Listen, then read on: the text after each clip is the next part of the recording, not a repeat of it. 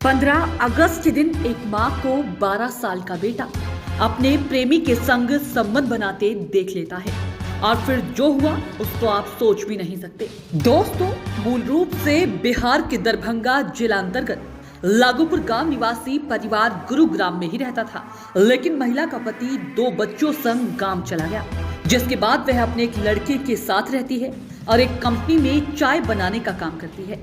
तभी उसका पड़ोस में ही रहने वाले एक विशाल नामक युवक से संपर्क होता है और देखते ही देखते दोनों एक दूसरे के अधूरेपन को दूर करने में लग जाते हैं। दोनों को किसी की कोई फिक्र नहीं होती है।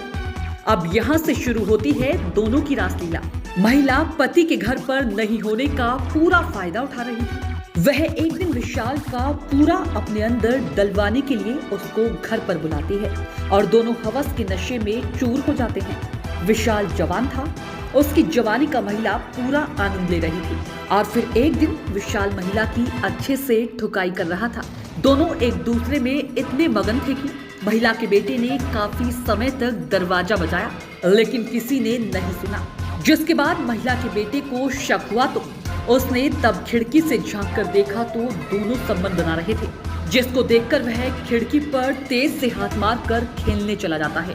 वह समझ जाता है कि दोनों का काफी लंबा प्रोग्राम है। लड़की का कहना है कि उनके संबंधों का उसको पहले से ही पता था।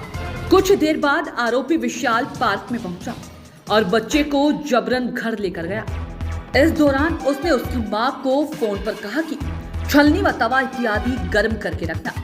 घर ले जाकर विशाल ने गर्म छलनी से उसकी पिटाई की, जिससे उसका पैर व मुंह जल गया, जबकि उसकी माँ वहीं खड़ी होकर सब कुछ चुपचाप देखती रही।